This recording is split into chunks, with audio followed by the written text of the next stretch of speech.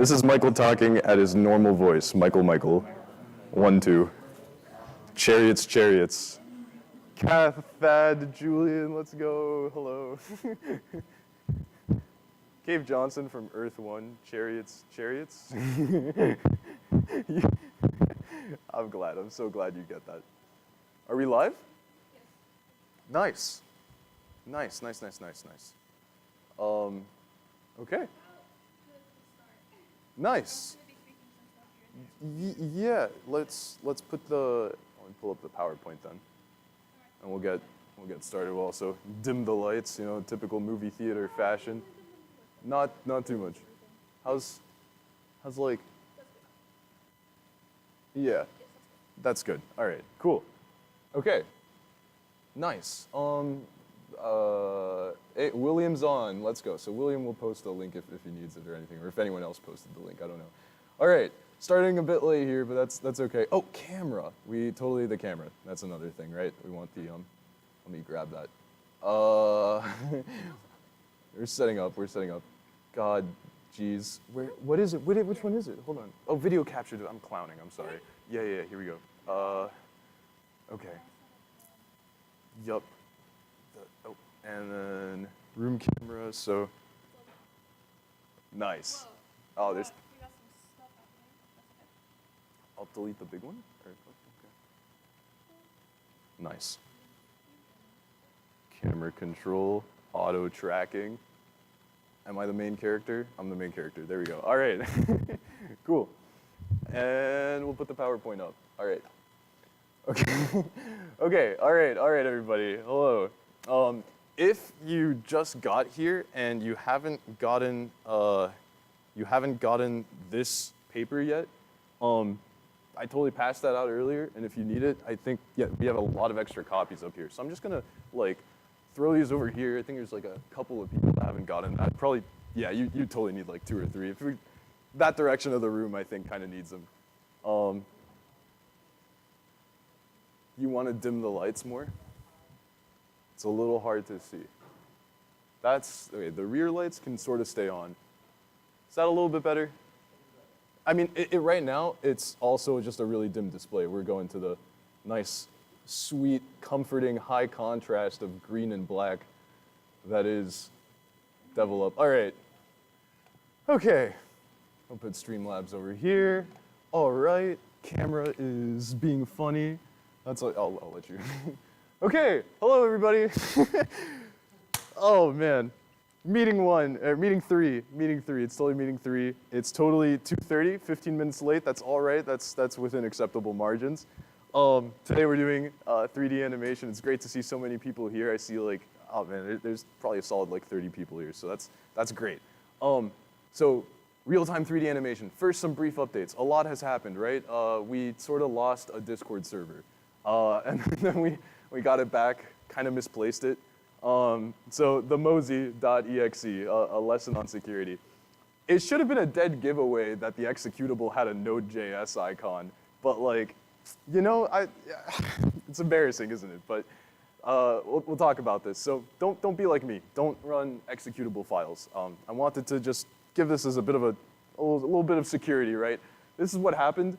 That was Martin Andres' account, got hacked, eventually led to mine. I ate it here, right? You're being very gradual in telling me what it is you want, but I'd be happy depending on exactly what you mean. So I knew something was suspicious, right? But I took this software and I ran it through more than just VirusTotal. Who knows what VirusTotal is here? Oh, okay, that's actually really surprising. I want everyone to learn about VirusTotal real quick. A VirusTotal, we'll talk about this in a second as well. VirusTotal is owned by Alphabet, Google, right? And so every time that an antivirus software gets a new file, it generates a hash, which is just a unique identifier of that file. It's like a long ID, okay? VirusTotal looks at the database of hashes that every massive antivirus company has and compares them to the file that you upload. That's what it does. So if you had a file that you downloaded and you're not sure if it's safe, chances are someone else already uploaded it. Chances are it's already been processed by 30 different antivirus engines out there, and it will check it against all of them and be like, okay, it's clean or it's not clean. Don't trust it fully, however, because the way these hacks work is they generate a new file every time. So what do? You run it through something like hybrid analysis. These are, I did a lot of research here to just present these to you. If you wanted to take a picture, it'd be really cool. This is the free set of antivirus like scanning programs that exist on the internet for you to use. What these are is like you upload a file and they don't just run it through the hashes and like they decompile it. So they turn it into machine code, like assembly language. And then they run that past an AI that tries to check for like strings that look bad. However, the program that I ran it through hybrid analysis and it didn't see anything. Why? Because hackers make software that is virtual machine aware. So when you run it in one of these things, it changes itself to look like something else. It obfuscates all of its strings. And there's AI that attempts to deobfuscate. Anyways, it's a giant mess. The point is that I did due diligence and I still got hacked. And I guess the underlying lesson is just don't run executables. Two-factor authentication won't save you. It helps, but it won't save you. When your session token gets stolen, 2FA does absolutely nothing. Google Password Manager sucks. It stores all of your passwords unencrypted. If you use Google Password Manager and an executable runs on your computer, they're gone, all right? All 300 passwords that you've saved are gone. Consider using Bitwarden. My passwords are gone. I've been changing them, all right? I had to change like 50 passwords. There's still at least like 250. And they're not even, it's not the hashes, right? It's not the like things that the hackers would have to just brute force for like hours or days or weeks. It is actually just the raw text file is like out there on the internet. So, terrible. Don't use Google Password Manager. What are we doing to make sure this never happens again? We have a private Bitwarden server now, courtesy of William, who's watching this stream. I can't thank him enough for that. He does incredible work for us. We also are using Discord super user accounts where we make an account and throw away the key, and then it's the server owner, so that we can't, have the same shenanigans that we had in the past. I can't get hacked. It would have to get into that account. And we're raising awareness with PowerPoints like the one that we're on today. So a bit of a breakdown on the event, right? I ran an executable. The executable took all of my Google passwords. It took my Discord account. And then what happened? Everyone went into panic mode. I was on a call for 7 hours. So this is just a little bit of a montage of some of the funny things that people sent to the hackers on my account and got responses for it. The first one here, you see, well, I'm gonna be honest, if you send the download link, I probably won't download it, but if the game is fun, maybe. I'll start guessing now. And then we got, like, my account responds, bro, fuck off. That's some, the hacker. I'm glad you messaged, fuck, go. Wait, hold on, what's his new password? He goes, bet, thank you.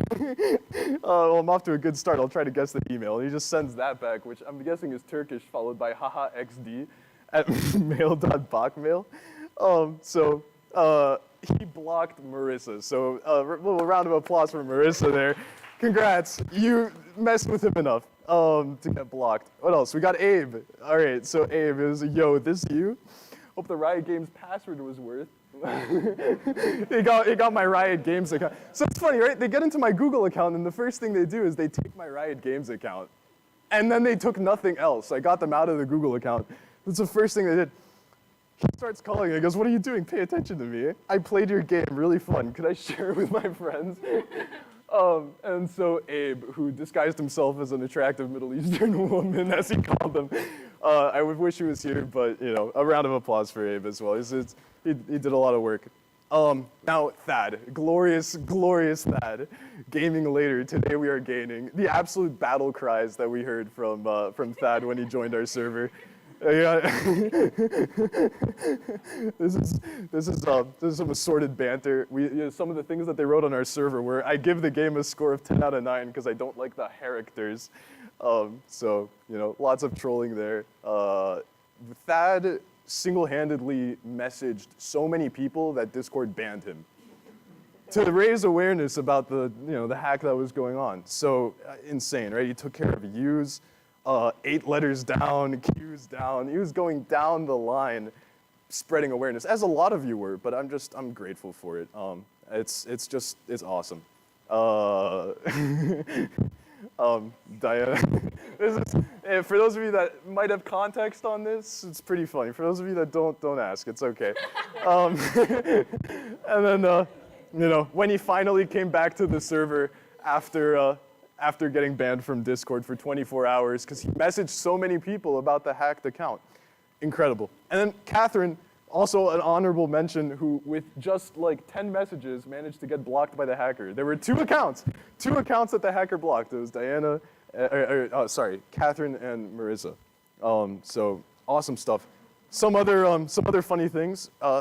William did an incredible job of organizing the effort of hitting the different letters. So we were going down alphabetically. My account said, hey, trying to fish this guy. He already knew. He says, suck my nuts. My account goes, sure. So just fascinating stuff. Look at the eye, right? So they were using the Turkish eye. I'm so good, thank you. He goes, this isn't a Turkish eye. Are you Turkish? He goes, so my account goes, what? He goes, that's a Turkish eye. The Turkish keyboard has a little different. He goes, what the fuck? and he goes, what do you mean? So what were you going to ask me? And my account doesn't respond. And he goes, have a nice day. The account, for the record though, when this is being controlled by a human, it gets pretty bad. This is my best friend, Ethan, good friend of mine from before 7th grade. Is this actual mic or bait? I'm not stupid enough to be hacked, said the Turkish hacker with my account. That's pretty sketchy, right? He said that in a couple of different servers that I was in. So just something to be aware of. Yeah, look at that, Imperil. The Test My Game scam is all over Discord, right? He goes, oh yeah, sorry, there are too many hackers these days, but I need help with a Turkish eye again. And then Grant, my friend Grant responds. So just some pretty glorious stuff. Now we have a community in Turkey, one of the largest game dev communities in Turkey at this big Turkish university. They're great people, incredible people, and they're awesome. They're on our server, they speak English. This is Chisanoa, he's one of them. And my account, when I got it back, it was inside of a server full of the hackers. And so they were all speaking in Turkish using hacked accounts to each other about all the nitro that they were milking, right? They bought $100 of nitro with my account. I got it refunded, we're good. But it was very interesting. He actually went in and translated things.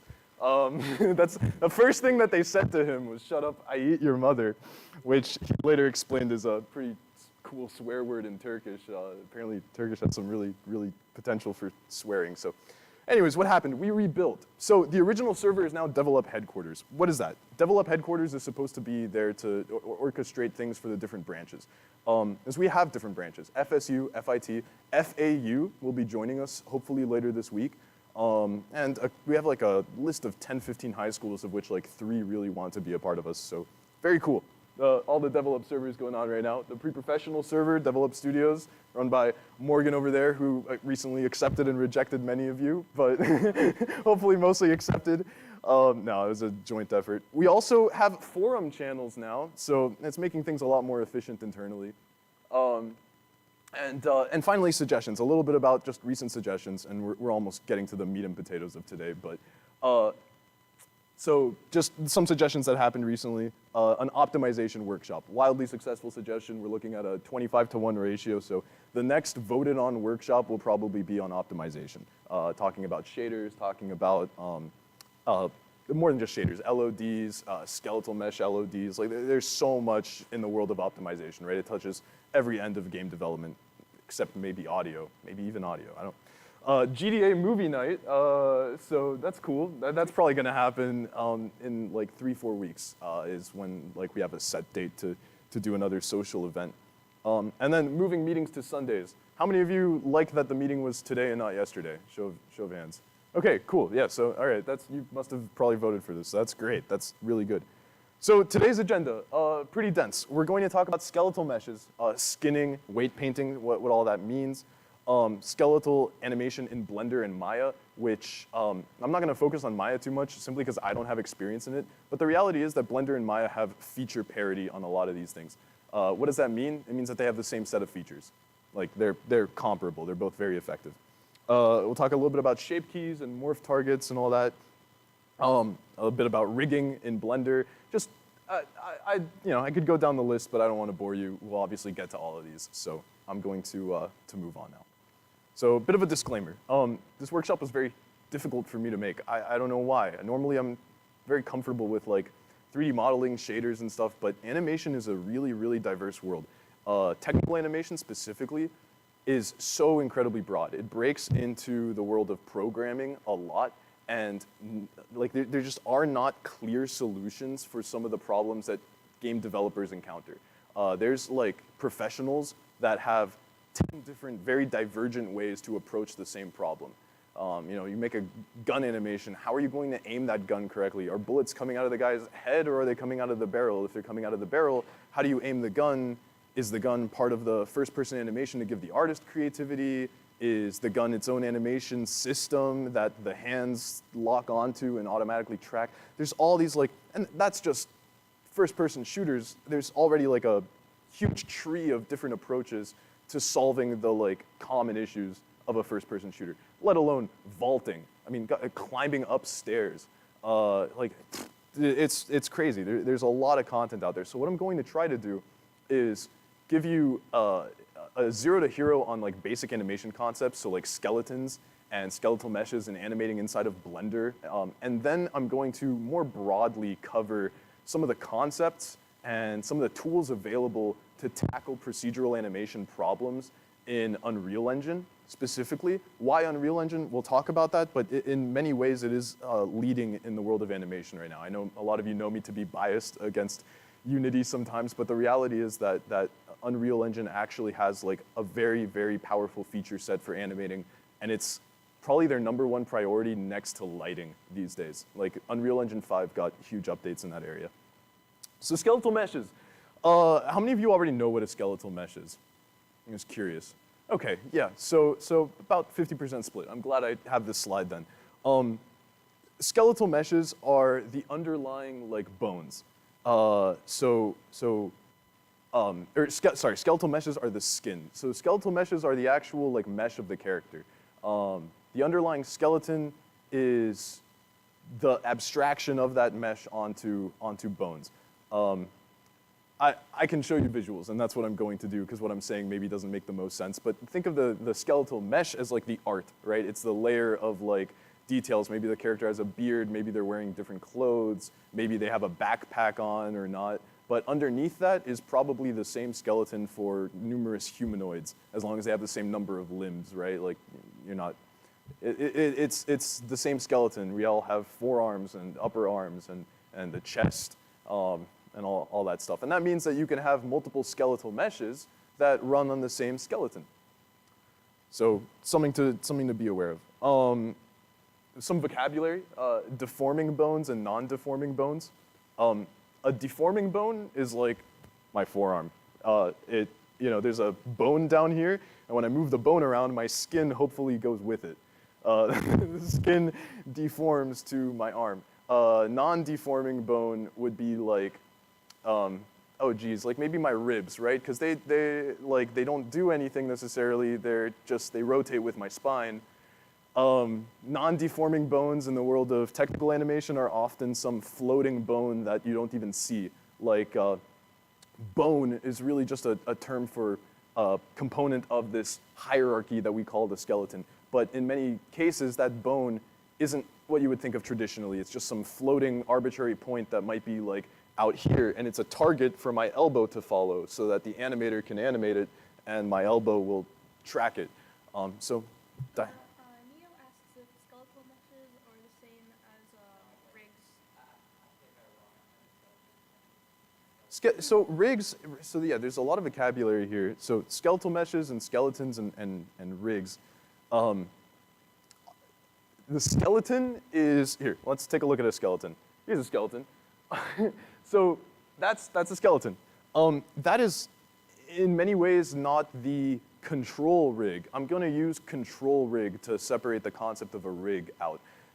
You'll hear the word rigging a lot, and rigging refers to adding really cool feature to the skeleton. That's like a raw skeleton right there without any impressive features or anything. Then you add something called a control rig, which adds those invisible bones. It adds all these like cool features where you can just move the hips of the character and their knees like automatically bend and like swivel and all that.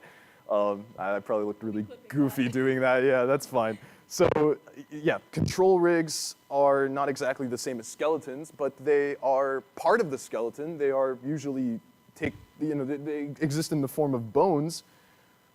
This skeleton doesn't actually match up with the list of bones on the left here, but like if this skeleton on the left had a control rig, we'd see things that are labeled like hand IK target, and then it would be like the target for the wrist to follow, so there'd be like an invisible point out here, and my wrist would do its best trying to track to that point. Anyways, we'll get to that. So first off, what is skinning? A quick demonstration in Blender. There's the armatures. You just saw me pull them out of the leg for a second. And then the leg is just a mesh, and skinning is the term for applying a mesh to armatures. Once I do that, the mesh deforms with the armatures. How does it do that? Blender, puts like a bubble around the armature, and it's like, all right, let me assign this amount of like weight to the vertices. And you can see this weight over here. In fact, I add some more weight manually to the knee and to the toes. And when I move the lower leg, we see the knee distort really dramatically because this area over here has been weighted more heavily. We got lots of questions. All right. Yeah, sure. So the skeleton is just like some kind of template that comes with Blender. The skeleton is not a template. You make the skeleton yourself. So yeah. I mean, you can download a template skeleton. It's probably a great idea because humans tend to have the same set of bones, but or dogs or quadrupeds. But the skeleton is not a template necessarily. You should probably make it yourself. Did you have a question, Kevin?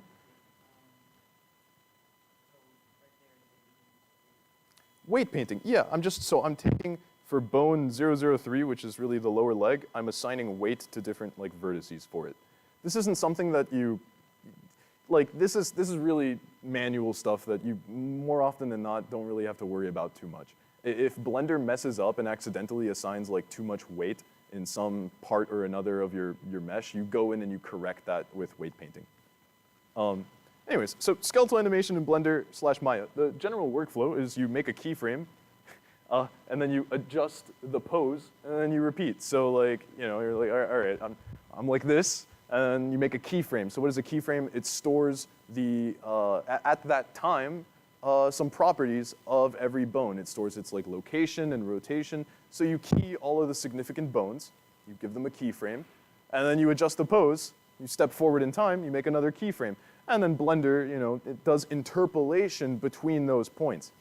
So we'll talk about interpolation in just a second. In fact, this right here is a set of all the different points over time that we hit with the knee. All I did was I keyed the thigh here to rotate forward and back, and I also you can see me here adding some keyframes for the foot, and they're represented by those little orange diamonds there. And you can see how over time it interpolates. But you'll notice that those points are more concentrated at the start and end of the curve. And apparently Unity calls skeletal meshes skinned meshes instead.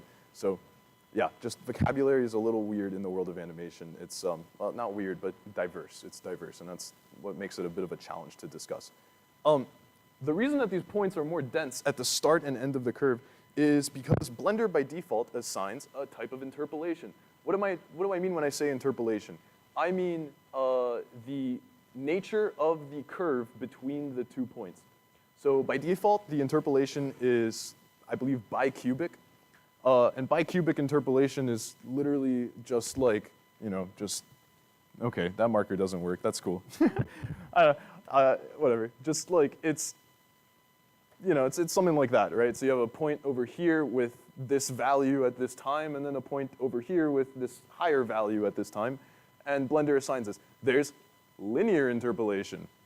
Pretty simple. You can do things like, this requires more keyframes, but you can even do like a springy interpolation where if you go from like this point to this point, you can overshoot and do like a dampened harmonic oscillation. And this is what it looks like when you see some, I don't know, cartoon character throw like a wow punch or something.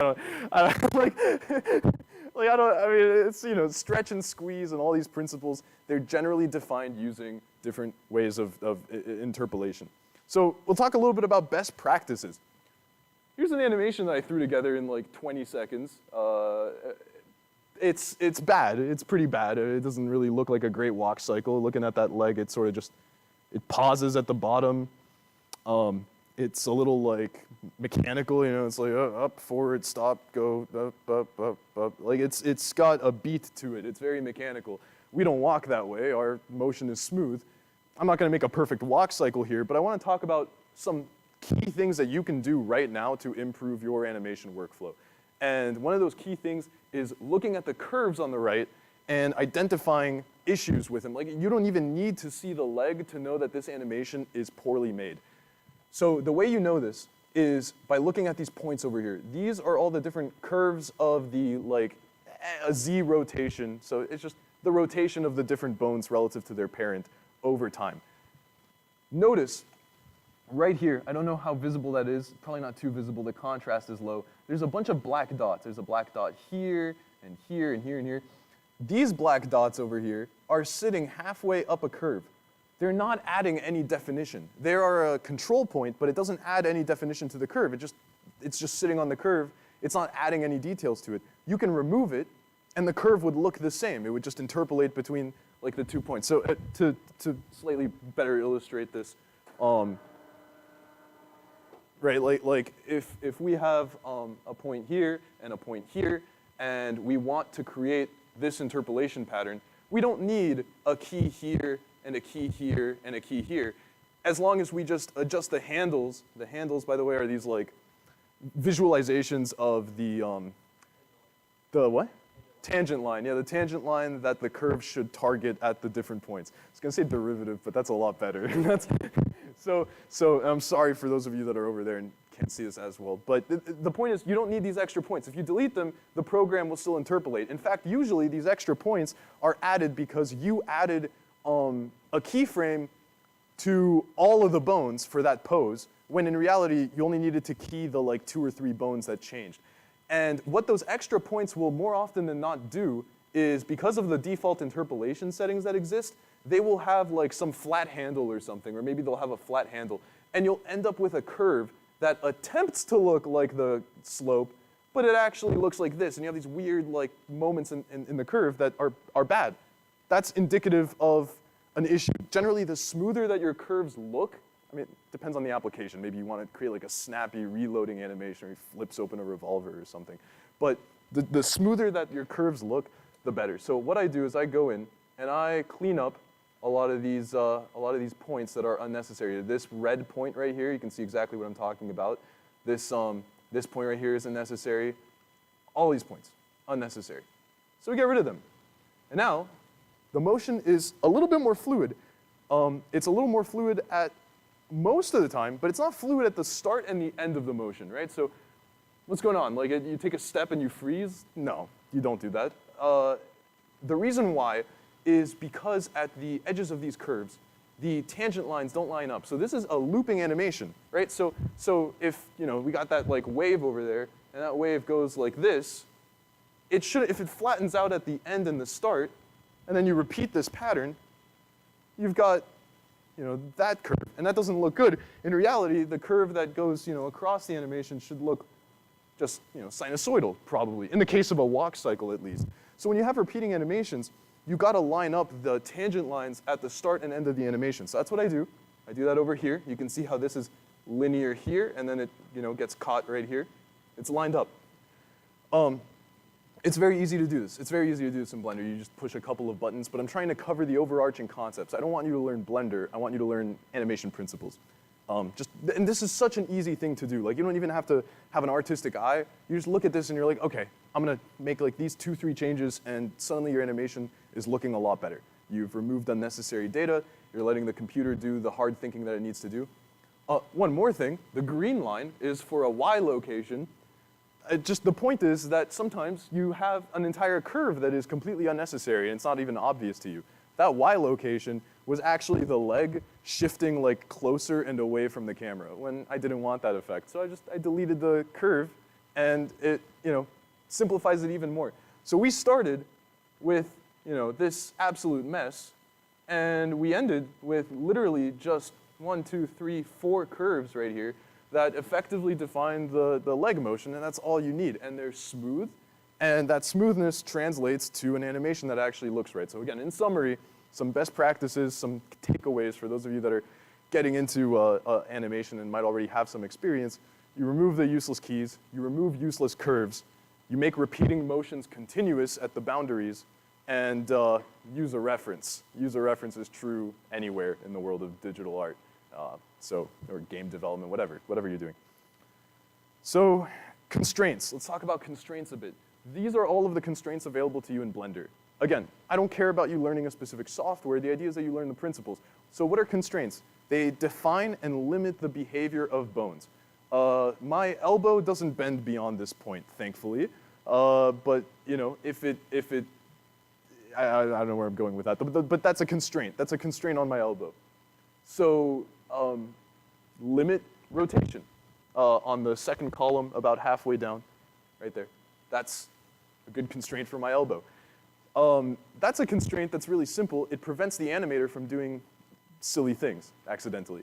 There's also this issue where constraints are important for ragdolls. If you've ever seen a character ragdoll in a game, and maybe it's like, I think Team Fortress 2 comes to mind, where like their head is just spinning in circles or something, because there hasn't been a good constraint on the neck bone.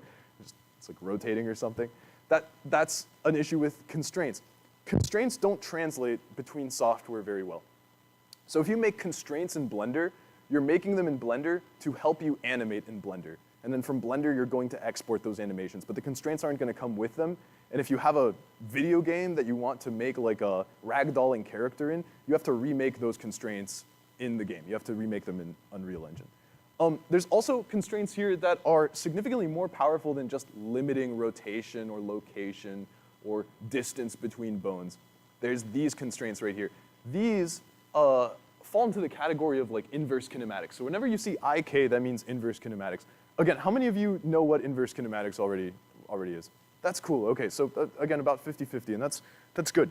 So I'm glad I'm covering them, but for those of you that have an animation background, that's really good. Inverse kinematics refers to whenever the computer is doing work to solve for the position of something given your inputs.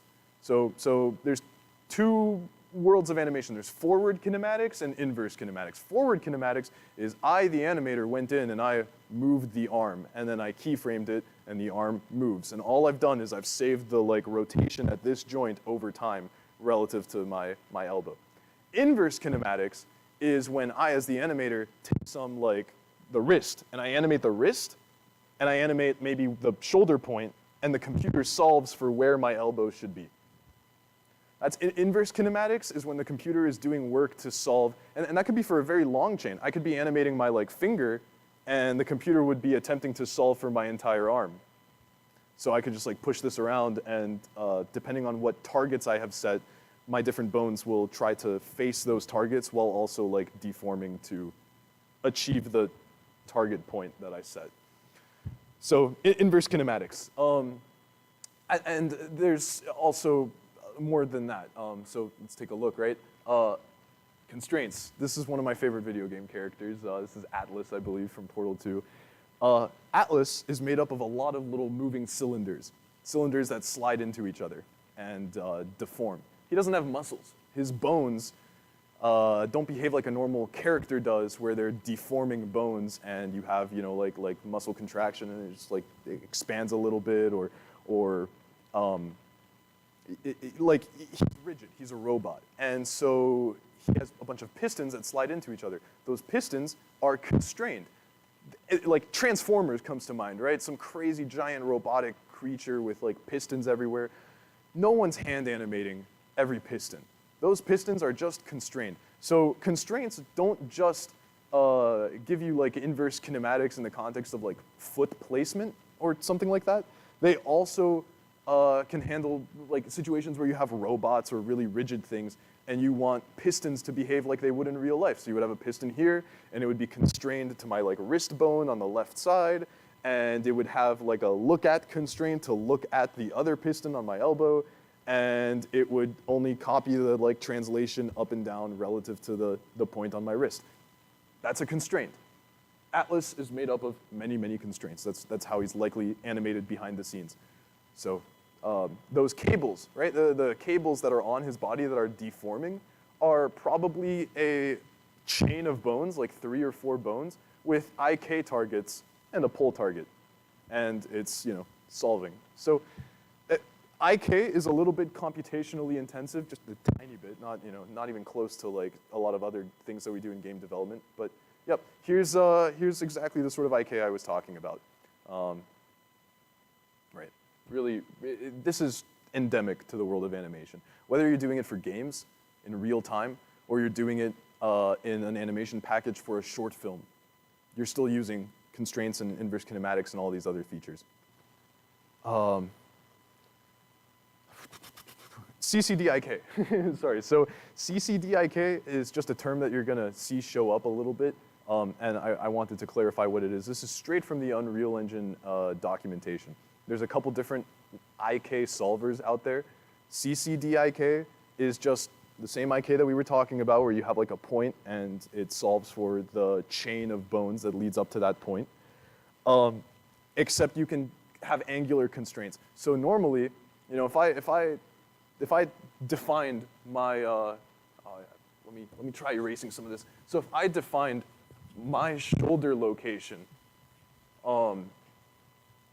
as like a point, and I defined my wrist location as a point, and I said that my arm is like this, right? There's my elbow. So in a 2-dimensional world, I can think of 2 solutions to this. I can think of a solution that also looks like that. One in which my elbow bends that way, and yeah, that's not good. CCDIK lets you overcome that. It lets you limit the constraints. So you can say that my elbow only bends within this like cone here, and then it would accurately solve the chain for that position.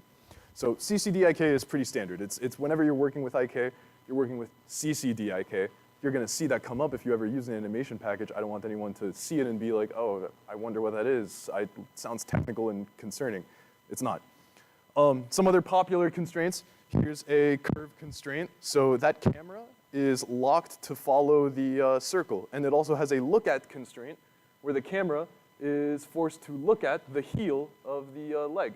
Notice the leg, for a couple of those frames, bent backwards. So that's CCDIK not doing its job because I didn't set up the constraint that says the knee doesn't bend backwards. Okay, shape keys. So we're going away from skeletal animation now. So that's honestly, like everything I just covered is the building blocks of advanced skeletal animation. From that point on, it is up to you to layer things together, create these big rigs, but like the fundamentals are there. This is the other fundamental. Shape keys / morph targets / blend targets. They're called 3 different things depending on what software you use.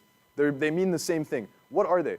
They are a series of offsets that are stored for a vertex, for all the vertices in your mesh. So we've got the thigh over here, and what I did is I created a shape key. And that shape key is me taking the original mesh and offsetting it in different ways, scaling it up a little bit, moving some vertices around. And then I have a key that I can interpolate to linearly, right? So as I scroll this value slider, we interpolate to the full extent of that offset per vertex, or back to the original shape. That's what shape keys do. You look at that, yeah. Soft select.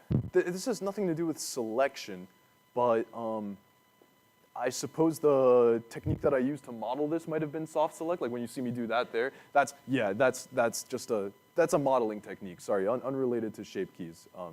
Yeah, but no matter what I did, if I had taken one point and dragged it out and saved that as a key, and then I slide the slider for the key, that point would have moved out. So all this is it's taking geometry and then saving different versions of that geometry.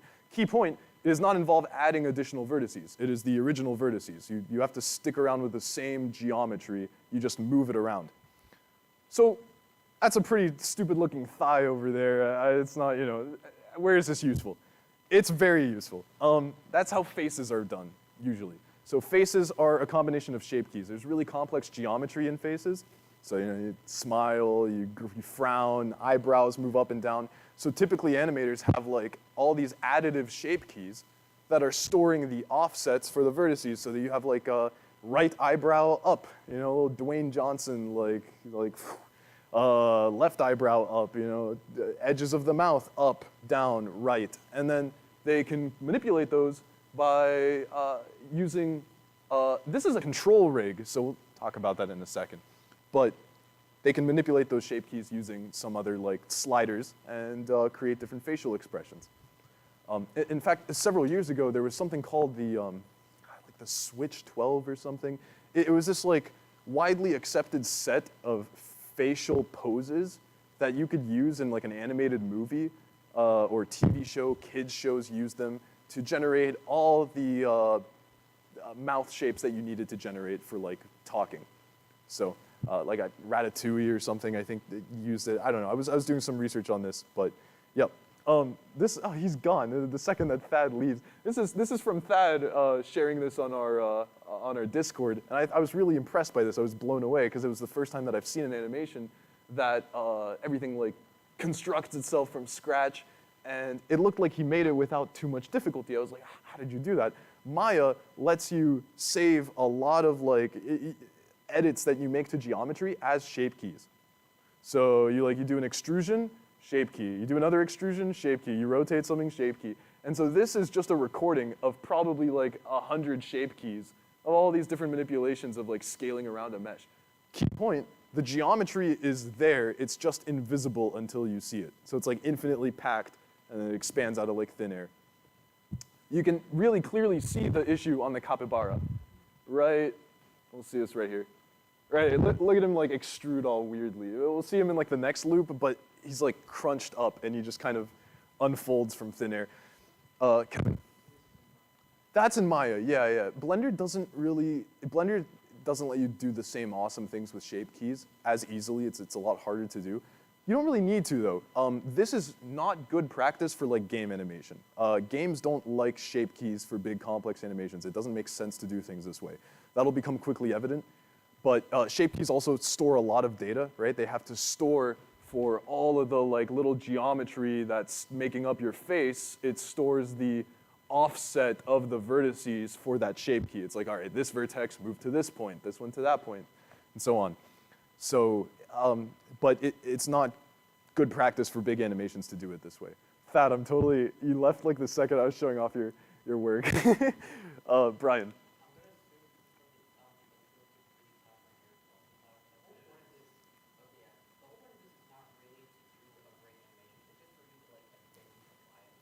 Yeah. I wasn't, and I'm not, yeah, no, I wasn't. I didn't, you can ask anyone. I didn't pass any judgment or anything while you were gone. What I'm saying is that this isn't like how you normally animate something this complex. But for things that are building themselves out of thin air, you can do it with shape keys.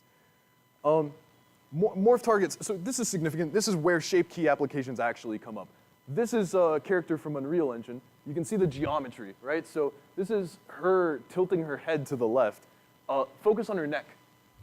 Look at that deformation there. That is a shape key that is being triggered based on how much she rotates her head. That's the sort of thing that shape keys are used for. They're used to be corrective for animations. Normally, when you have like a rig that like flexes or deforms, it'll do its best to like bunch up the geometry there, but it's not going to like flex a muscle as it should. So it needs to, you would add a shape key for the actual muscle flex that would happen from deforming, and then you would have that shape key be driven as a function of the rotation of the arm. Kevin. How many shape keys are in this? One. So one shape key stores a lot of vertices. I'm guessing it's like one, right? Just like one shape key for going from default neck to like flex, like arteries neck. Yeah, drivers. So this is Drivers are another kind of fundamental concept. They are true for both Blender and Maya, less so in like a program like Unreal Engine.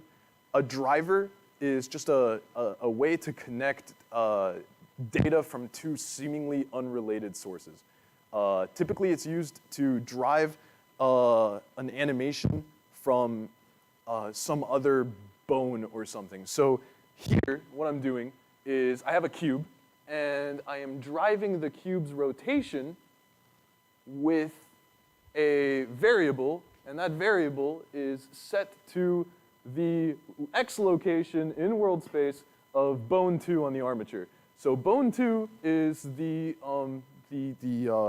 think, God, what do you call that? Calf? Jesus, lower leg. So the lower leg, its x location in the world is forward and backwards, and we're driving the rotation of the cube based on the forward-backwards motion of that. Simple enough, right? Very simple. It's just connecting two really unrelated properties in Blender. But you can do this in any animation program. You can use it to drive shape keys. So when we were looking at shape keys earlier, this control rig on the right is probably just a bunch of random Maya objects. You know, it's just a mesh. It's just a little square or a curve or something. But what they've done is they've taken the location of these little slider meshes, or empties, whatever they make them.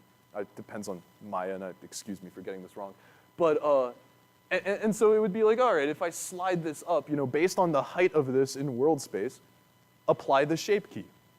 So that's how drivers work. They're very common across animation software. They're not as common in something like Unreal Engine, because in Unreal Engine, you actually like get to program that with this whole system of like code nodes. So it's not exactly the same. Yep, this is, so I didn't want to get into advanced rigging. What I did want to do is I wanted to show you guys that all of the things that I just covered are really truly the building blocks for something that is incredibly advanced. Over here, we've got a really complex foot rig. This is a 50-minute video on rigging a foot. Right? I did it with one bone. I did it with one bone. Like, that's trivial.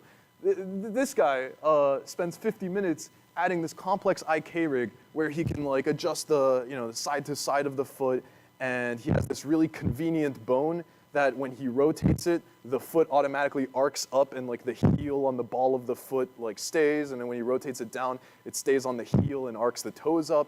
And all he's doing is setting up IK and like drivers, and that's it. Like that's it. I wish I could go to a spot where he's kind of showing off some of the features, but like perhaps right here. Yep. So he's just like that's all this is. It's a bunch of bones, but half of these bones, like if we really zoom in here, oh geez. Bit of a mess. It really is a bit of a mess. I don't know how you animate with this UI. This bone right here, right, it's not deforming anything. It is just a bone that drives something else. Why does it look like a bone?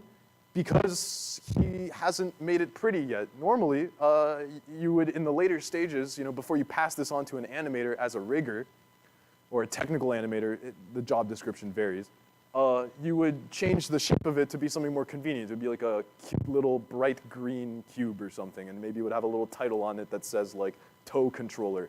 And then the animator wouldn't have to see any of the underlying bones. They would only see the control rig bones. Here you see all of the bones, but half of these are just controller bones that are there for you to grab and rotate and make your life animating easier. So that's all it is. It's all just constraints and shape keys and everything that we just talked about. So, oh, can I not go to the next slide until the animation stops playing? That'd be really funny. There you go. All right, so a quick review. What's another name for shape keys? Anyone? Morph targets, blend targets. Good. Okay. Yep. Application of shape keys. Shout it out. Seriously, it's fine. Face rigging. Very good. Corrective shape keys, so muscle deformation, your neck. Yep. What are constraints? Restrictions on movement. What else? Inverse kinematics. Yeah. So rules that. Yep. Some common constraints. I'm just gonna go the track 2, right, where you have like a point and you have another bone and it's constrained to just track the bone. The IK constraint. following a curve. So, yep. What are some things we can do with animation curves to improve our animation? Delete the irrelevant keys, and make sure that looping animations exhibit continuity at the bounds of the animation. So just key takeaways here for those of you that are getting into animation. So where are we now? We're scratching the surface of tech art. We've barely even gotten into the procedural area, right? This is all rather manual stuff. You're sitting there manually adding these constraints. You are manually animating for the most part. The only thing you're not doing manually is the IK constraints that have been created by you, probably, to help you in the animation process. And then, you know, they're taking care of your elbows, and they're taking care of your cables, and a lot of other things like that. But we're scratching the surface here. There's so much more. So in the world of procedural animation, there's a lot of like decisions to make. We're going to talk a little bit about the common issues that character animation encounters in like games. We'll talk a little bit about the engine tools that are available to you, and we'll talk a bit about programming and animations and how these connect. So a bit about animation data.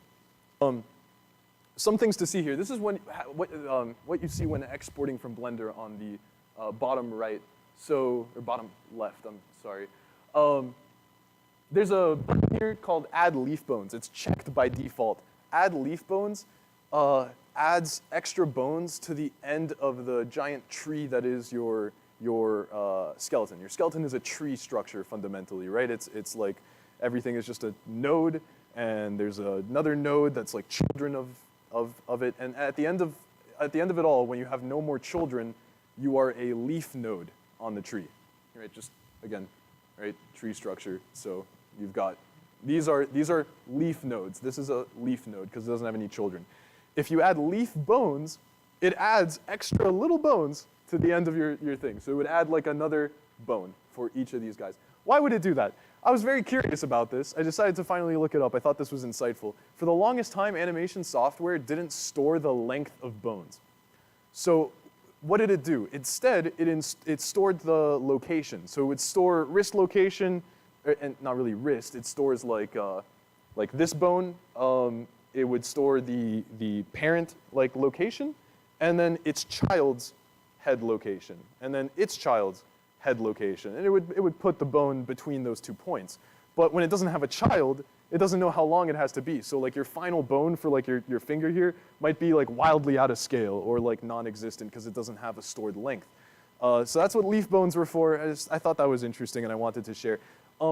Also in Blender, when you're animating, you create multiple actions. So if we had like a character in Blender, we're not just going to make a run cycle and then export and then import and then make a walk cycle and export and import and make a shooting animation and export and import. You don't do that. You make it all once and then you export it all at the same time. How do you do that? There's a section on Blender called the dope sheet. It is one of the many chunks of Blender. I don't know why it's called the dope sheet. I think that's a pretty funny name. But you have actions. So you click this little button right there, and it goes Action Editor, and then you add actions like jumping or walking or running or shooting or swimming, and you store your animations in there. And then when you export, you can see it says all actions. It's checked down there, right here, all actions. So you can see sort of how animations are packaged into a file. We've got keyframes, right? Those are the points at different times. Between those keyframes, we have the curves, and those curves are solved based on the handles of the keyframes. So you have like the tangent lines that we talked about at the different points, and it solves the curve between them. Those curves fall under the category of a channel. So like there's a category for the x-axis of a bone, the x-axis channel, the y-axis channel. And then those are grouped under a bone, and then those bones exist under an action. So that's sort of the hierarchy on the top right there. So you export skinned polygon mesh, right, a character, and your animations from like Unreal Engine, or from Unreal Engine, from 3D software. In an FBX file, it goes into Unreal Engine or a game engine, right? But I'm focusing on Unreal Engine because it has more animation features built in. And then in the Unreal Engine, you create all of these other assets. So far, we've only really touched on this stuff over here. There's so much more. There's so much more. So let's talk a bit about common animation problems that we tend to run into. There's PUBG. Yeah, you guys are probably focused on Crysis 2 over there. That's a first-person animation, and that's how it looks in third person. Look at that guy go. Yeah, he's been doing his spine workout. Yeah, PUBG. Let's talk about PUBG on the top left there. PUBG had to solve a pretty complex problem. They had a world with a bunch of cool geometry, and they wanted the character to be able to vault around the geometry. They wanted him to be able to enter through windows or exit through windows. How are they going to do that when the geometry is all inconsistent? You have varying levels of height, right? That's the thing, is if you try to do animations for games manually as like nothing more than an artist that just makes animations, you will have to make an animation for fundamentally every single situation your character comes across. Like, if you try to make an animation for the chair that's like this height and sitting in it, and then you try to make an animation for like a stool or like some taller chair, you're gonna have to make another animation. Hours of your time wasted. Very, very bad. That's not what you wanna do. That's not what PUBG did. They used inverse kinematics. So what do? They fire lasers, we'll call them, out of the character, and those lasers hit the surface in front of them. They determine how far away it is. They decide where are we going to place the hands. Then they move the IK targets of the hands to the top of the surface, and if it's something that the character is capable of climbing over, and then they have like a handmade animation for the legs that do vaulting, but that animation only kicks in once the initial like climbing process is done. So there's stages to this. It's all very programmatic, and it's a solution that is very custom fit to PUBG's case. In your game, it might be something different. There's even procedural animation in the world of 2D. You can rig a 2D character, and you can animate them to climb 2D obstacles in a way that looks better than the default, I guess. But typically, 2D games have very consistent worlds. You have like a grid system, and yeah. So, top right, Crysis 2, very good game. First-person animations and third-person animations, right? If you're never going to look at yourself in third person, you don't need to worry about that. I'm surprised that they even gave the character legs, but good for them. Good on them for doing that. Yeah, well, I think a lot of you already knew this, right? Third-person animations and first-person tend to differ.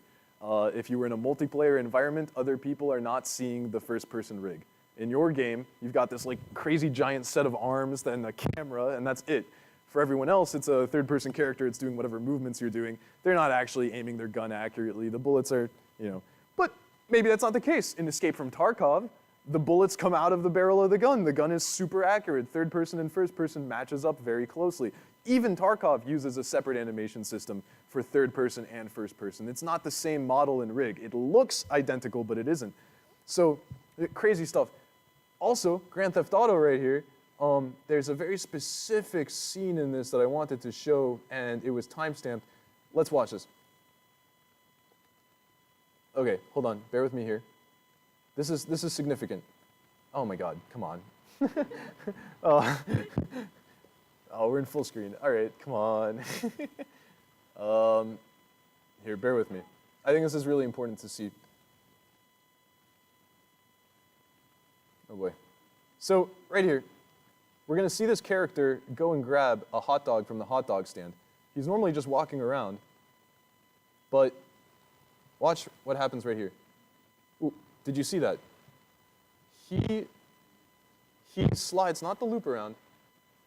When the character probably presses E, right, our player, oh my God, this computer does not have enough RAM for our PowerPoint, let alone a YouTube video. When he power slides into the hot dog stand is what happens. That's what I'm trying to show you guys. I don't think we're gonna get to see it today. Watch him, right, it's gonna happen right here.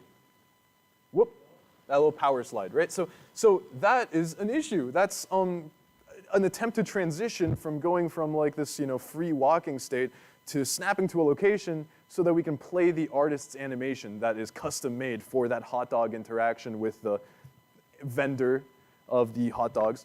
So that's a bit of an issue. There's different ways to overcome that. That was Grand Theft Auto 4. Grand Theft Auto 5 has overcome that in different ways.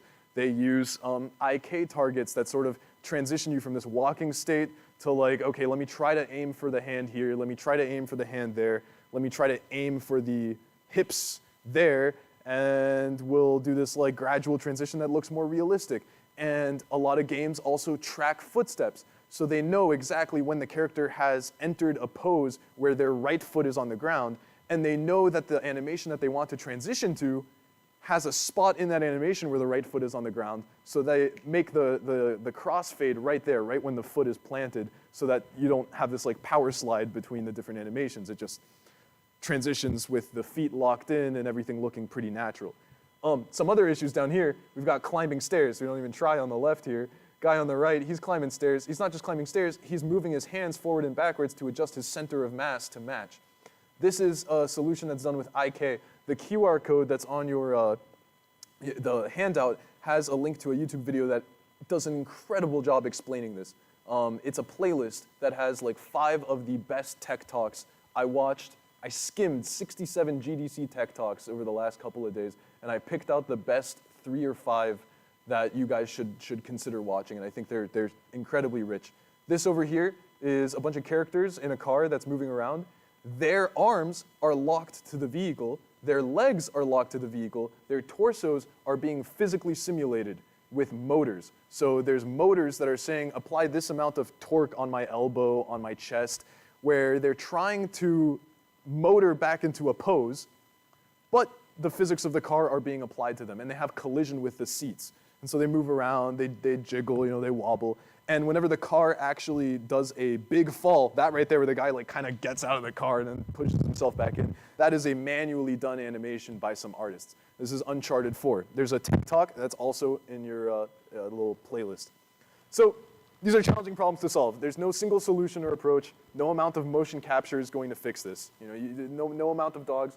Unless you mix in AI. With AI, you can solve this. There's currently AI solutions that involve tons of motion capture data and perfect results, but we won't talk about that too much. The solution is code, right? So code that other people wrote, code that you will write. I'm focusing on Unreal because it's leading the way in animation. There's a couple of animation programs that have been popular for a long time now that were used in PlayStation called Morpheme and Euphoria. Unreal Engine took all of their features, added it to the engine with Unreal Engine 5 especially, but it's been around since Unreal Engine 4. Unity does some of what Unreal does, but a very, very small fraction of what it does. So Unity does state machines, Unreal Engine does state machines. Unity does node-based blending. Unreal Engine does node-based blending, but also node-based everything. Node-based constraints, node-based layering, and caching, and all this other stuff. Even optimization is done with the nodes. And then there's Houdini.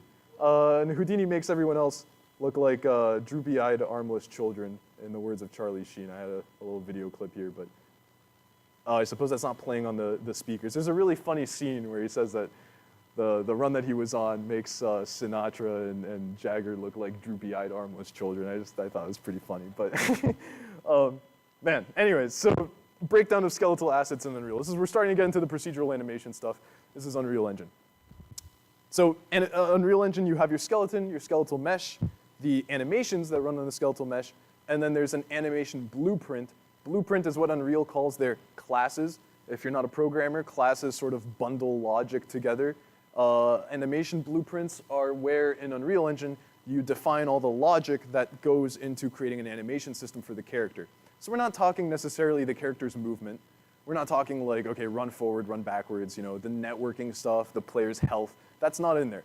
All that's in there is the logic for aiming and positioning parts of the player's body, all this stuff.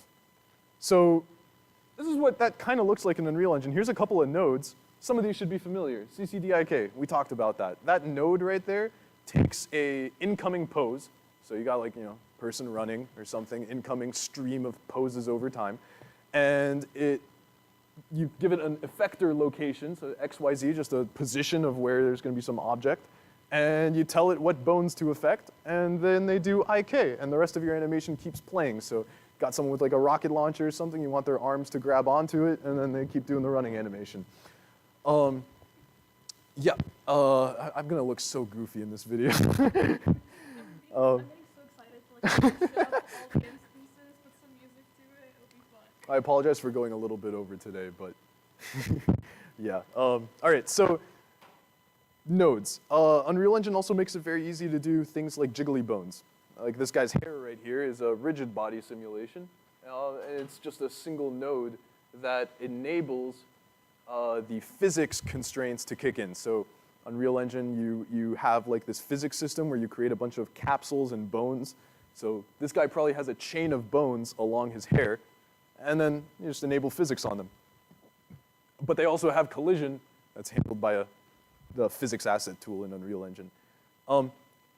So I'm specifically, again, focusing on Unreal Engine because it's the place to go for technical animation. This is the Advanced Locomotion System. This is a public project that details how to build a really, really rich and powerful locomotion system. It is incredibly well-commented nodes that explain everything, and they give you a playground to play around with their system in. You see this character right here. He's walking around. You can see some things here. These red lines right here are the lasers that I was talking about. Those little red squares that you see flash right there are the hit positions of those lasers. So what this character is doing is they're shooting some lasers out of their like sides about where they want to put their feet down. And so when you tell the character to walk forward, the character knows, okay, my left leg is locked. My right leg and my hips and the rest of my body are going to play the running animation until I get to the point where I should unlock my left leg. Left leg goes up, right leg finds the laser position, locks to that position, keeps running. Like it's this really complex programmatic system that goes into creating this effect, but it allows him to stand part way up a staircase. Is it a perfect solution? No, it is not a perfect solution. It still looks a little jittery, right? Animators, technical animators, they are pursuing perfection. There's like, the guys that work on this, crazy. Like the people at, EA that are doing like Madden football, where your entire game is just football characters colliding into each other. All they work on is incredibly rich animation systems that respond to all the different actions that the characters do. So, blend spaces. So this is the first of a couple of tools that I'm going to cover in Unreal Engine. Ignore the GIF on the left, we're lagging there. So that blend space right here represents a little like 2D grid where these corners, these little gray diamonds, are poses or animations. So like this is like walking back while standing up straight. This is walking back while looking a little bit more down. This is walking forward while standing up or looking down. There's a point over here on this grid. And what I'm doing is I'm moving a position between those points, and it's transitioning between them. On the left, this is a fighter jet that I made back in, good lord, like 10th grade for a little flight simulator thing. And so I have a bunch of different poses here that represent the different flaps at different amounts of vectoring. And I just position my little, crosshair thing between them to transition between, like, are we turning left, going right, are we going up or down? So yeah, flaps for that. This is called blend spaces. This is something that Unity supports as well. So Unity does have this built in. Dynamics. This is like the rigid body simulation with that guy's hair earlier, except there's no collision, and it's a much cheaper, more performative option. Again, it's just a node. You plug in whatever pose you currently have going, you click on the node, you tell it, okay, you're going to affect these 3 or 4 bones, and bam, it just works. So yeah, state machines, we'll talk about that for a second. So in the world of animation, in game animation, your character is going through different states. And if you're trying to build this unified animation system, you probably don't need it to unify every possible thing that the character is doing at the same time. Like, for example, you're not like maybe you're shooting while walking, or maybe you're like shooting while running. And maybe while you're shooting and running, you also get shot, and you want the character to be like, ooh, and like keep running or something. But you don't need them to be able to walk, run, and get shot while also swimming and sleeping. Those are different states entirely. They should have their own independent code that describes the animation qualities of the player during that time. So there might be a sleeping animation that happens during the sleeping state, and that's all there is to it. They're not getting shot while they're sleeping, hopefully. So yeah, it's a matter of splitting up your character's different states, like so. So we've got right here, start animation. There's an idle state, right? If anyone played Super Mario 64, that's like Yoshi blowing bubbles out of his nose. And then is the player moving on the ground? So based on that, we, put them in the movement state so that the player can control them and they walk around. Maybe they have code in the movement state that talks about what they should do when they get shot, or what they should do when the player clicks and they have like a gun or something, or switch guns, whatever. Again, I'm talking about first-person shooters, but I hope you understand that this is extrapolatable to all these different things. We have, is the player moving upwards? Upward state. I don't really know the context for this. This is from the Unreal Engine documentation, but like maybe the player's jumping. So if the player is jumping and they're moving upwards, based on that rule, we can introduce an upward state where they're just like, whoa, doing like this like flapping animation in the air. Is the player moving downwards? Falling state. And from the falling state, they're not going to transition to the moving state. From the falling state, they should first land. So has the player landed? Yes. Okay, enter landing state, where they just lock out their controls and they go, they do a superhero landing, and then they stand back up and enter the movement state because they're now on the ground. State machines. This state machine on the right is just a cool graphic. This is what it looks like on the left. It looks very similar in Unity. These lines between the different states represent transitions, and those transitions, you add rules. The rules are literally like this simple. It's like speed. If speed is more than 10, true. It's simple, it's very simple. But you can also add really complex rules for the states, like am I getting shot and am I moving? A game that's notorious for this is Assassin's Creed. Assassin's Creed had over 14,000 states, I think, something like that, and they're nested, right? So it's like each of these nodes, like movement right here, when you enter the movement state, might have a state machine inside of it. And then that state machine might be like, oh, moving right. And that's what they did. They had like a moving right state, and it was like moving right while jumping, while getting shot, while switching my rifle, while stabbing someone, I don't know, whatever you do in Assassin's Creed. So there's a lot of states, and that's not necessarily a good thing. That's a lot of manual effort. There were like 4,500 movement-related animations in Assassin's Creed Unity, I think. That's tons and tons of manual effort for animators. Animations aren't easy. The point of being a technical animator is to reduce the work for animators. It is to give them the opportunity to, we don't need as many. They can do higher quality work. They can work with fewer animations. That's the point of doing technical animation. So, yep, and that's, we're at the end of the PowerPoint here. I hope the general notion has been covered. I'm gonna open up my home computer and I'm gonna run around in ALS and I'm gonna explain the Unreal Engine nodes. But we've already gone quite a bit over. So but without further ado, this is programming in animation, something that's very important to note. Something that I think Milky Way Studios discovered about like a year ago was animation events. And animation events are really important. So earlier when I talked about the game knowing that the player's foot is down, that's triggered by something called an animation event. Unreal Engine calls them skeleton notifies or skeletal animation notifies. Just a really important concept is that in an animation, say you have like a walk cycle, you can create markers in that walk cycle that's like, okay, at this frame of the walk cycle, fire off this event that tells your system that a foot has been down. So again, in the playlist that I gave you, there's a talk from id Software House, who worked on Doom 2016, and they talk about pose matching. They had, for their walk cycle, 4 different events per foot placement. So when a foot gets placed, they fired off an event. Then they had an event that fired for the transition period of a foot going up, and then they had an event for the foot sliding back into position, and then finally another event for the foot being placed. And they loop that over the course of their walk cycle animation, and using those events, they know, okay, we're in a moment right now where we can swap to another state because our foot is planted, so we can do a different animation. We can crossfade the animation to some other.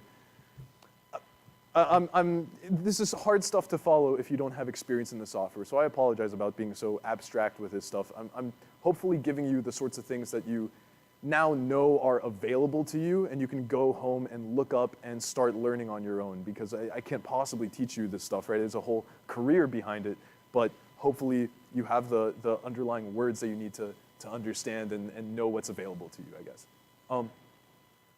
But yeah, I was going to pick apart ALS, the Advanced Locomotion System. I don't know how many of you guys want to stick around for that and learn from it, but I will do that in a second. I do want to, I think, more formally wrap up the meeting first, but we'll keep streaming for those of you that are online. Before I do, there's one slide that I never created here, and it's about AI in the world of animation. There's something that's come out now called motion matching. What it is it's you take like millions of frames of motion capture data, and there's an AI that is a glorified search algorithm, and it goes, okay, my character is at this like state right now. I need them to, like 5 meters ahead of me, be in a different pose. And these are all the points between where I am now and where I will be in the future. Here's all the collisions between me and there. And what you do is you feed this to the AI, and the AI looks at all the motion capture data, and it blends it together and creates this like perfect output for moving a character around. What games is this being used in? Madden, so the football game. No one's hand animating those. It's motion capture and impressive AI. And The Last of Us 2. In The Last of Us 2, all those animations are not being hand animated. There's no like animators really doing that much. It is a lot more an AI and motion capture data. And the results of it are really impressive. I'm going to pull up a video real quick because it really is impressive what you can do with this. This, by the way, is tech that was demonstrated by Ubisoft first. It was invented by Ubisoft in 2016. So you can imagine how far we've come since then. It's finally ending up in games, but typically R&D departments come up with this stuff well in advance. So here we have a guy that's attempting to do motion matching. He's snapping around a little bit, but I think we're going to start seeing better results here. So here's a dog doing motion matching from a bunch of dog mocap data. All you have to do is tell it where to go, and he knows how to plant his feet, how to shift his center of mass. He even knows how to push characters away that are next to him because he knows where they are. The dog knows all of its foot placement is perfect. He even knows you can just place a seat dynamically in the world, knows how to sit there. So just really, really impressive stuff. He shifts his center of mass around, and just really, like he knows how to go from point A to point B in a logical way where his feet are placed at good intervals. They don't slide much. It's what a human would do, and this is stuff that would have taken many, many hours and would have required a little bit of foot sliding and warping to implement as like an animator or even as a technical animator. But Yep. And I suppose there's one more thing that I didn't cover that would be a disservice to not mention, and it's called retargeting. There's this whole category of animation called retargeting. And what that does is it takes your animation from one skeleton, like a dude walking around, you can translate it into any other skeleton, like a quadruped even, like a dog walking. And you do that by preserving just a couple of key points at the states of the animation, like the different frames, and by Juno, and you move them. You move bones in another skeleton. Unreal Engine, Unity, they have this built in. There's retargeting 1.0 is just like standard retargeting. There's this new world of retargeting called IK retargeting. One of the videos in the playlist is entirely dedicated to IK retargeting. It's extremely important stuff, but it's also technical and weird, and I didn't want to get into it too much.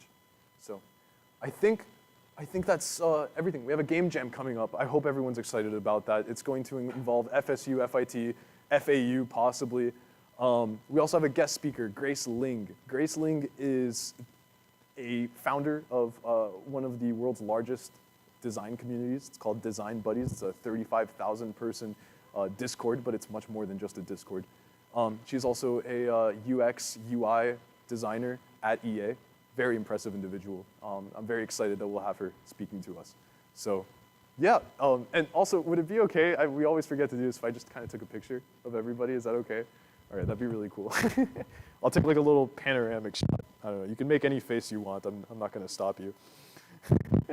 But yeah, here, I'll just, yeah. Thanks guys, this is cool. It's hard to capture that like a lot of people show up when they do, right? It's good to see everyone here, so. Yeah, I'm gonna remote desktop into my home computer and I'm gonna start fooling around with the advanced locomotion system. If you wanna leave, you can leave. If you don't wanna leave, you don't have to leave. I hope everyone got a paper and everyone, the t-shirts.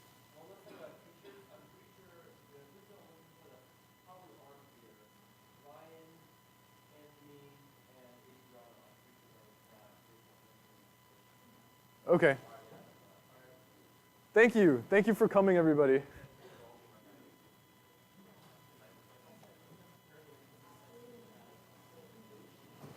Dope sheet.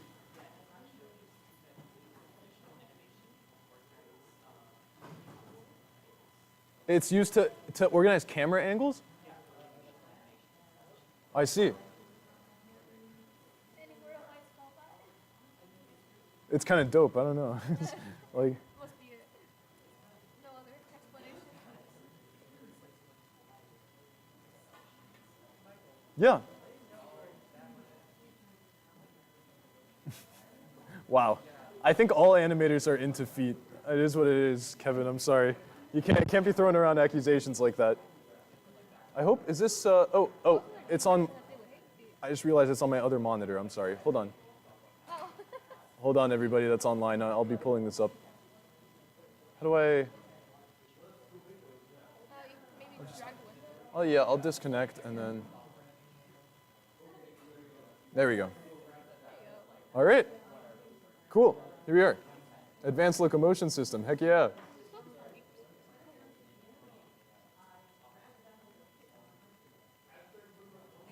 So let's take a look at some of the line traces. It looks so fun. I think it's because it's very bright and colorful with the playground. Yeah. Yeah. It is very interesting. Look at this guy. Oh no. He's aiming at me.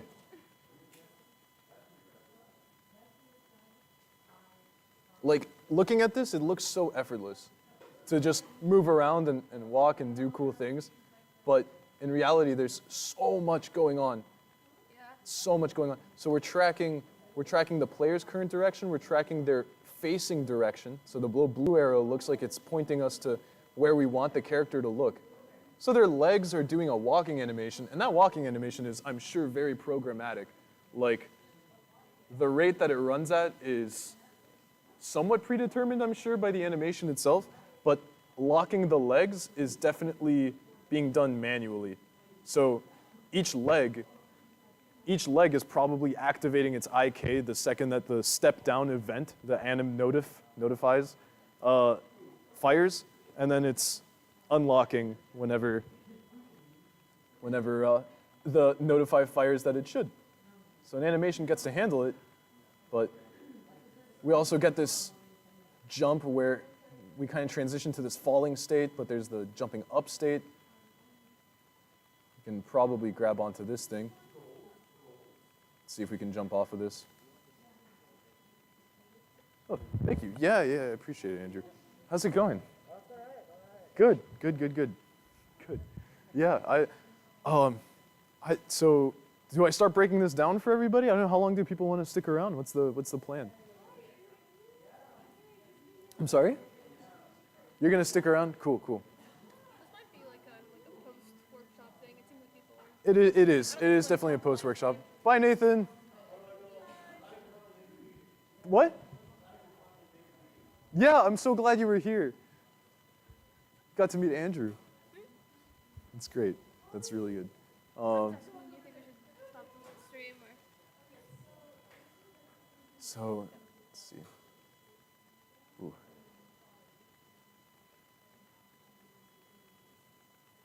Oh, we're talking Devil Up Studios. Oh, hype. Is that alright if I thank you then? Yeah, I'm really glad. Okay. Mainly because it's very like learner oriented. It was it? Dude, you don't know how much I was stressed about giving this workshop today. See, are you leaving? Oh, nice. You're pulling out. Okay, so this is, I guess, sort of the like locomotion system. All right. And they're the.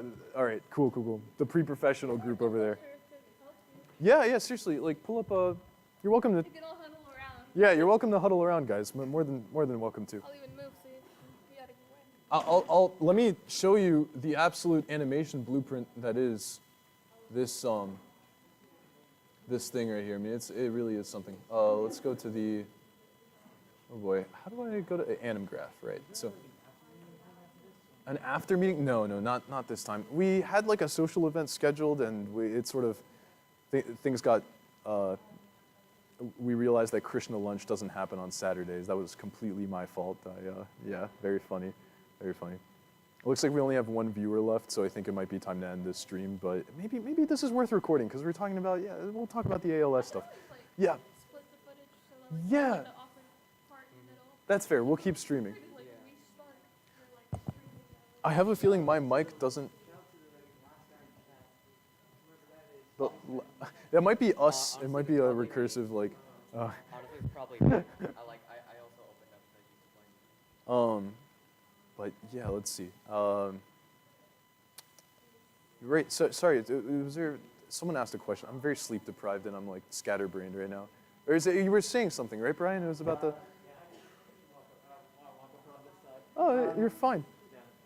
But first off, I really like the presentation I- and how it feels like you're introducing the concepts, not like the features of Blender. Yeah. Yeah. And in that way, you're sort of just showing what animation is. Mhm. And all the different parts to it. And I'm gonna be honest, okay? This is something that this is a meeting that I've kind of been afraid of. Okay. Okay. I mean, I wanted to attend because, of course, I've learned something from it in a way I did. Okay. But the reason I'm so afraid is because it feels like animation, especially 3D sculpt, like this animation that you Is showed us. intimidating. It's like a huge rabbit hole. It is. Of like looking up tutorials, figuring out how to make this light move the way it does. I literally felt the way that you felt until probably like 12 hours ago for my whole life. No, I'm not even joking. Animation has been the most intimidating thing for me in the world of game development until I made this workshop. And I think that's why I struggled so much to make it, because it's a matter of taking so much like disparate knowledge and unifying it into like a couple of core fundamental things, which is bones, IK, and then solving basic problems using lasers and IK placement. It also really depends on which kind of 3D animation. There's like mocap animation, there's like non-mocap animation. Those are like pretty much like its own field.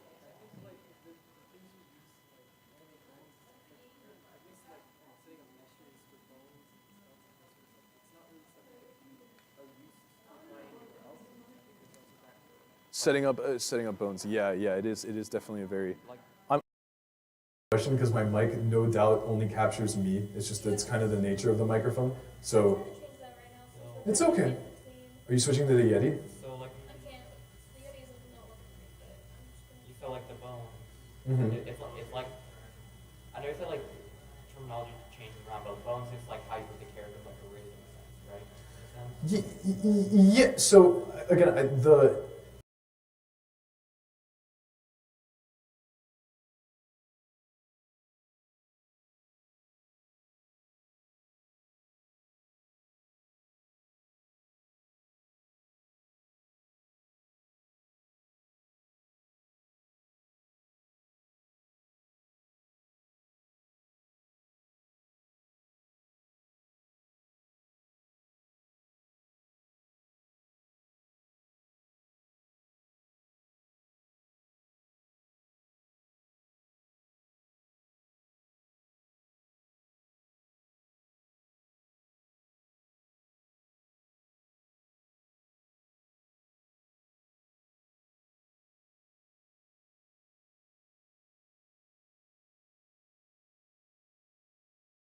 Like a paper event. So You don't have to manually.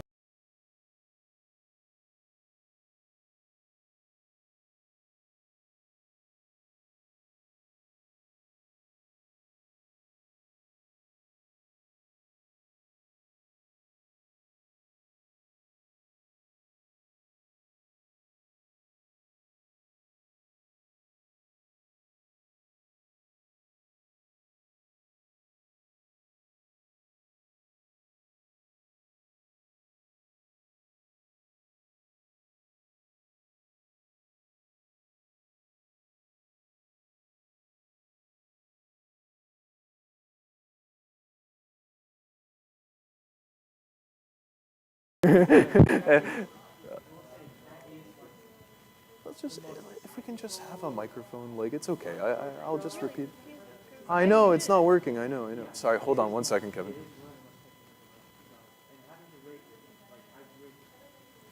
So the...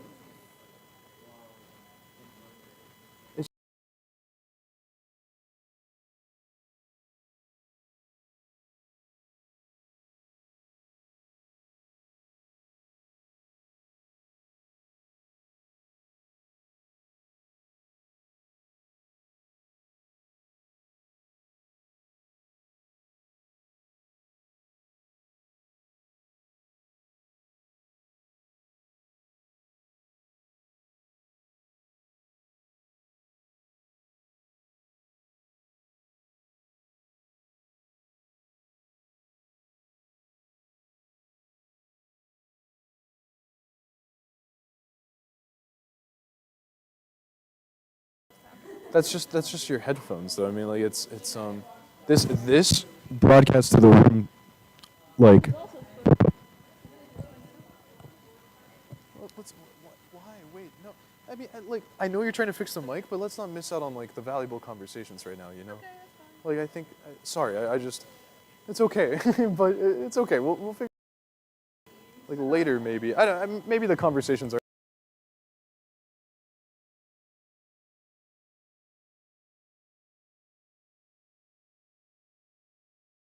Things that are going on in there in a second here. Hands on.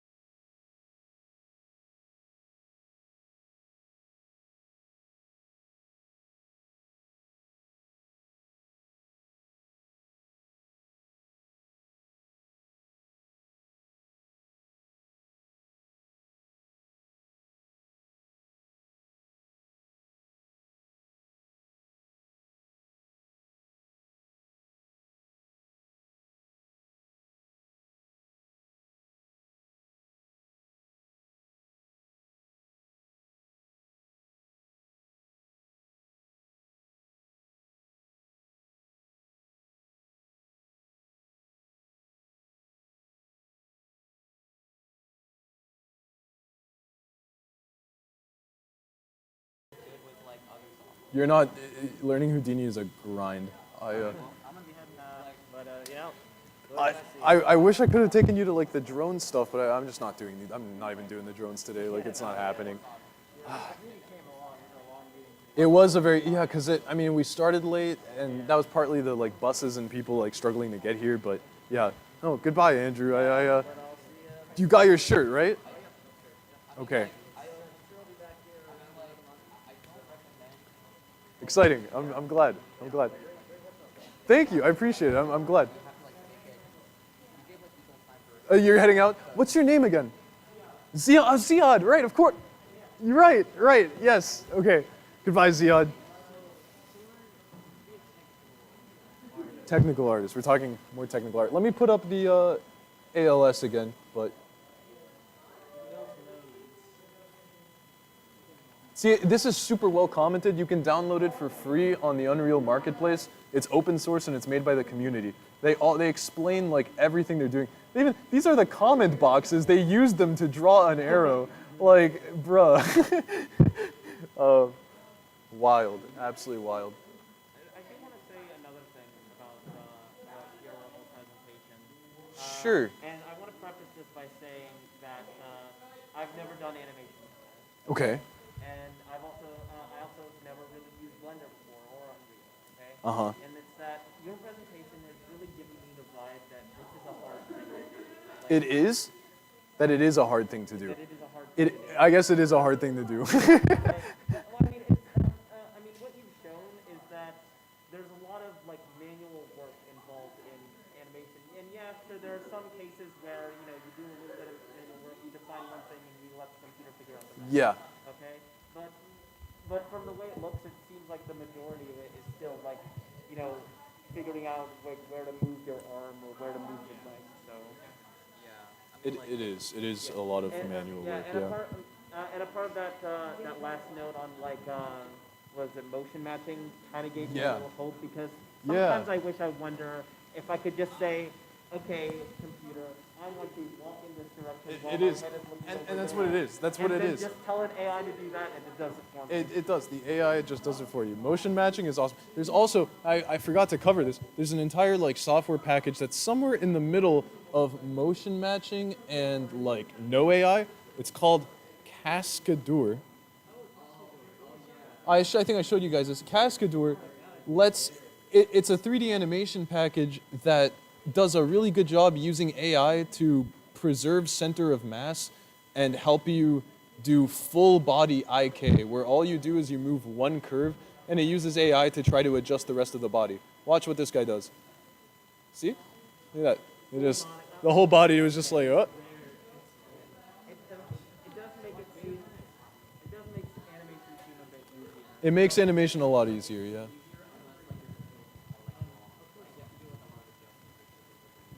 But you don't have to do any adjusting because this thing does it with AI. I feel like a guy tried to do a walk cycle. The walk cycle was not very natural because it's made to keep poses or like pretty or not like the best it could have been. I see. Oh, that's fair. Yeah, that's fair. Yeah, like in like rig tracking software, you have to do a lot of adjusting in Blender mine, but like with Cascadeur, it does all. But No, it's many people's job.